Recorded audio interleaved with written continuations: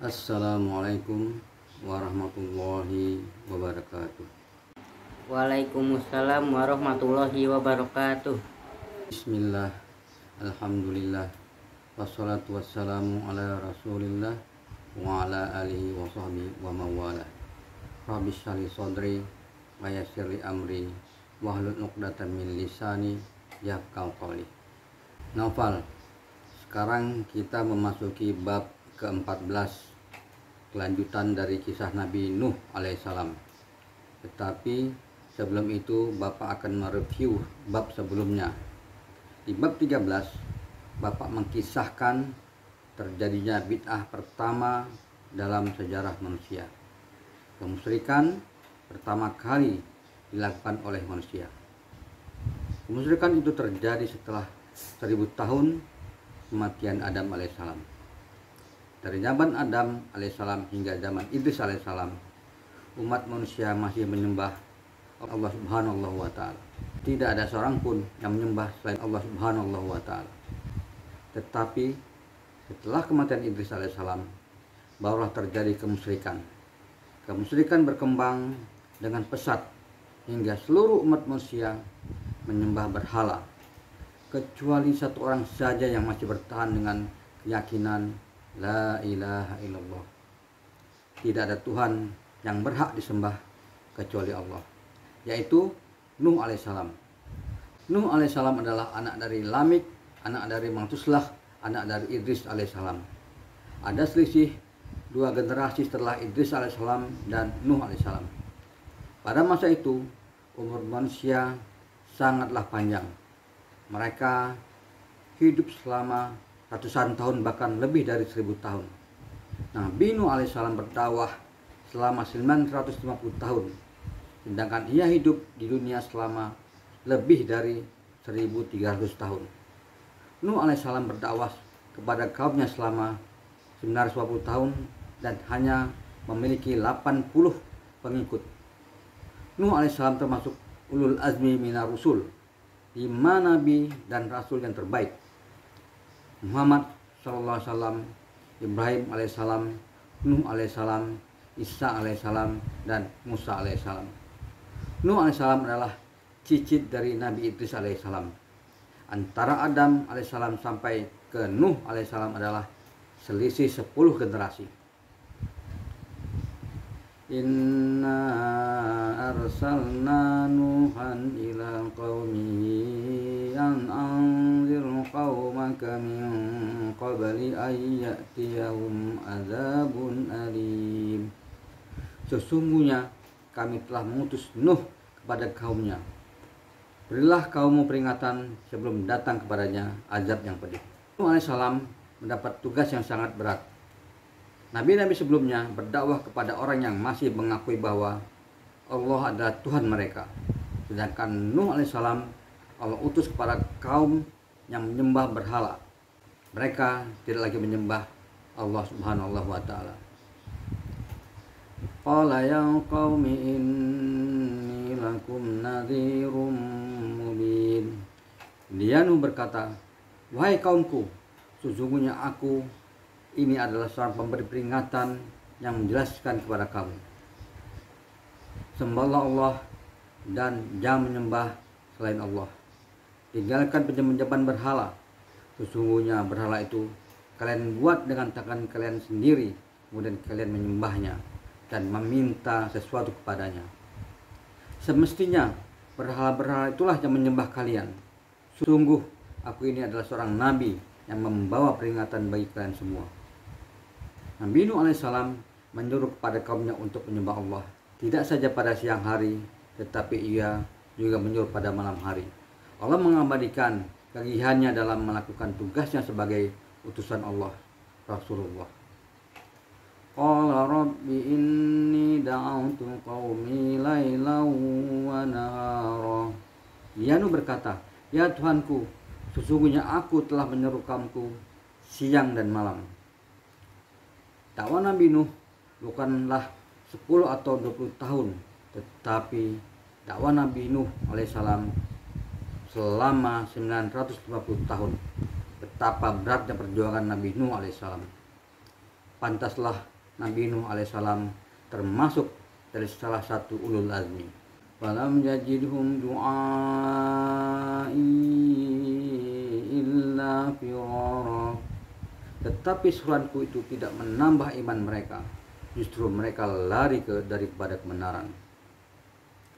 Apakah Nabi Nuh alaihissalam menyerah dalam berdakwah?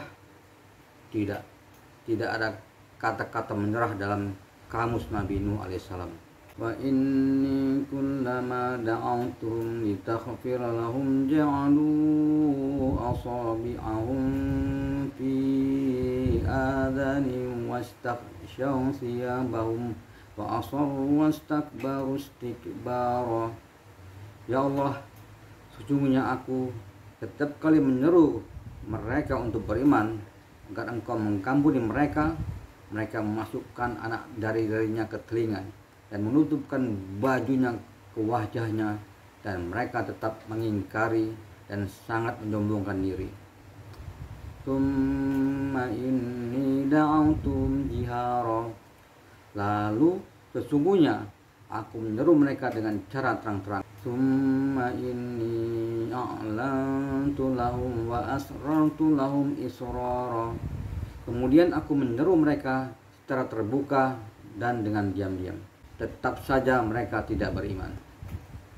Faqultu astaghfiru rabbakum innahu kana ghaffara. Aku berkata kepada mereka, mohonlah ampunan kepada Tuhanmu, sungguh Dia Maha Pengampun. Wahai kaumku, pintu ampunan Allah belum tertutup walaupun kalian menyembah berhala. Tetapi jika kalian bertaubat dan kembali kepada Allah Subhanahu wa taala, sungguh Allah akan mengampuni dosa-dosa kalian. Tidak hanya ampunan yang Allah berikan kepada kalian, Allah juga akan membuka pintu langit kepada kalian. Rahmat Allah akan turun kepada kalian, dan dari langit juga Allah akan turunkan hujan agar kalian dapat menanam apa saja yang kalian hendaki. Jika kalian kembali kepada Allah, Allah akan memberi kalian harta yang melimpah, keturunan yang banyak, kebun-kebun yang subur, dan Allah akan mengadakan sungai-sungai bagi kalian. Naufal, ampunan Allah adalah kunci dari kesuksesan dunia dan akhirat. Jika kamu ingin harta, yang pertama kamu lakukan adalah meminta ampun kepada Allah Subhanahu wa taala. Ingin memiliki keturunan, kuncinya adalah ampunan dari Allah Subhanahu wa taala. Ingin doa dikabulkan, juga ampunan dari Allah Subhanahu wa taala. Jika Allah mengampuni dosa-dosamu, maka segala keinginan kamu akan tercepat terkabulkan. Kita biasa mengucapkan astagfirullahaladzim, tetapi pikiran kita kemana-mana. Yang benar adalah ucapkanlah astagfirullah dengan sungguh-sungguh dari kalbu yang paling dalam. Nuh berkata, ya Tuhanku, sesungguhnya mereka durhaka kepadaku, dan mereka mengikuti orang-orang yang juga durhaka kepadamu. Harta dan anak-anaknya hanya menambah kerugian baginya. Di zaman Nuh alaihissalam sudah ada pemimpin umat, seseorang yang dihormati dan dipatuhi oleh masyarakat, mirip seperti raja tetapi belum ada sistem pemerintahan. Pemimpin umat itu mempengaruhi rakyatnya agar tidak mengikuti Nuh alaihissalam, dan pemimpin umat itu memaksa rakyatnya agar menyembah berhala, dan mereka melakukan tipu daya yang sangat besar. Pemimpin dan masyarakat sudah tidak nyaman dengan dakwah yang dibawa oleh Nabi Nuh alaihissalam. Mereka melakukan tindakan yang tidak menyenangkan kepada Nuh alaihissalam. Hai Nuh, berhentilah mencela Tuhan kami. Jika tidak, kami akan melakukan kekerasan padamu dan orang-orang yang bersamamu, dan juga berseru pada rakyatnya. Jangan dengarkan perkataan Nuh, dan sekali-sekali kalian meninggalkan Tuhan kalian, dan jangan pula sekali-sekali kalian meninggalkan Wad, dan jangan pulau Suwa, Yahus, Yaum, dan Nas. Wad, Suwa, Yahus, Yaum, dan Nas adalah nama-nama Tuhan mereka. Tuhan yang berbentuk patung yang sudah mereka sembah. Tetapi siapakah sebenarnya Wad, Suwa, Yahus, Yaum, dan Nas? Sebenarnya dahulu mereka adalah sahabat atau murid Nabi Idris alaihissalam. Mereka yang berdakwah kepada umat manusia agar senantiasa menyembah Allah Subhanahu wa taala. Setelah Nabi Idris alaihissalam wafat, di zaman Nabi Idris alaihissalam, mereka adalah para ulama yang soleh, Tetapi di zaman Nuh Nabi alaihissalam, patung-patung mereka disembah oleh manusia. Tetapi Nuh alaihissalam tetap melaksanakan tugasnya sebagai Nabi Allah, Rasulullah. Ia senantiasa memberi nasihat kepada umatnya. Inni lakum nadhirum mubin. Sesungguhnya aku ini adalah pemberi peringatan yang nyata bagi kamu. Alla ta'budu illallah inni akhafu alaikum azab yaumin alim. Agar kamu tidak menyembah selain Allah. Aku benar-benar khawatir kamu akan ditimpa azab pada hari yang sangat pedih. Pemimpin yang kafir berkata, kami tidak melihat engkau melainkan hanyalah seorang manusia biasa seperti kami, dan kami tidak melihat orang-orang yang mengikuti engkau melainkan orang-orang yang hina dina di antara kami yang lekas percaya kepadamu. Kami tidak melihat kamu memiliki sesuatu kelebihan apapun atas kami, bahkan kami menganggap kamu adalah seorang pendusta. Perkataan pemimpin tersebut memang benar. Semua pengikut Nabi Nuh alaihissalam adalah orang-orang biasa. Mereka bukan orang-orang kaya, bukan orang-orang yang dihormati. Seperti biasa, orang-orang yang mengikut para nabi adalah para kalangan bawah, para fakir miskin, budak, dan orang-orang yang dijauhi oleh lingkungannya. Nuh alaihissalam berkata, wahai kaumku, apa pendapatmu jika aku mempunyai bukti yang nyata dari Tuhanku dan aku diberi rahmat dari sisinya, sedangkan rahmat itu tidak terlihat bagimu? Apa kami akan memaksa kamu untuk menerimanya karena kamu tidak menyukainya? Wahai kaumku, aku tidak meminta harta kepada kamu sebagai imbalan atas seruanku. Imbalanku hanyalah dari Allah Subhanahu wa Ta'ala, dan aku sekali-sekali tidak akan mengusir orang-orang yang telah beriman. Sungguh mereka akan bertemu dengan Tuhannya, dan sebaliknya aku akan memandangmu sebagai kaum yang bodoh. Qalu ya Nuh qad jadaltana faktharta jidalana fa'tina bima ta'iduna in kunta minas shadiqin. Mereka berkata, wahai Nuh, sungguh engkau telah membantah dengan kami dan engkau telah memperpanjang bantahanmu terhadap kami. Maka datangkanlah kepada kami azab yang engkau ancamkan jika engkau termasuk orang yang benar. Qala innama ya'tikum bihillahu insya'a wa ma antum bimu'jizin. Ya Nuh menjawab, hanya Allah yang akan mendatangkan azab kepadamu jika dia menghendaki, dan kamu tidak akan dapat melepaskan diri. Wala yanfa'ukum nushi in aradtu an ansaha lakum in kana Allahu yuridu an yakhwiyakum huwa rabbukum wa ilaihi turja'un. Dan nasihatku tidak akan bermanfaat bagimu sekalipun aku ingin memberi nasihat kepadamu. Kalau Allah hendak menyesatkan kamu, Dia adalah Tuhanmu, dan kepada-Nya lah kamu dikembalikan. Turunlah wahyu kepada Nuh alaihissalam. Ketahuilah wahai Nuh, tidak akan beriman di antara kaummu kecuali orang yang benar-benar beriman saja. Karena itu janganlah engkau bersedih hati tentang apa yang mereka berbuat, dan buatlah kapal itu dengan pengawasan dan petunjuk wahyu kami, dan janganlah engkau bicarakan dengan aku tentang orang-orang yang zalim. Sesungguhnya mereka itu akan ditenggelamkan. Nuh alaihissalam tidak pernah menyerah, apalagi berputus asa untuk berdakwah kepada kaumnya. Tetapi turun wahyu dari Allah yang mengatakan bahwa pengikutnya tidak akan bertambah, hanya orang-orang yang beriman saja yang mengikutinya. Dan Allah perintahkan kepada Nuh alaihissalam untuk membuat sebuah kapal atau bahtera. Dan mulailah Nuh alaihissalam melakukan perintah Allah yang baru, yaitu membuat bahtera. Allah Subhanahu wa Ta'ala memerintahkan Nabi Nuh alaihissalam untuk membuat bahtera, sedangkan saat itu belum ada bahtera sebelumnya. Jadi Allah memerintahkan Jibril alaihissalam untuk memimpin Nuh membuat bahtera. Jibril alaihissalam adalah arsitek dari pembuat kapal itu.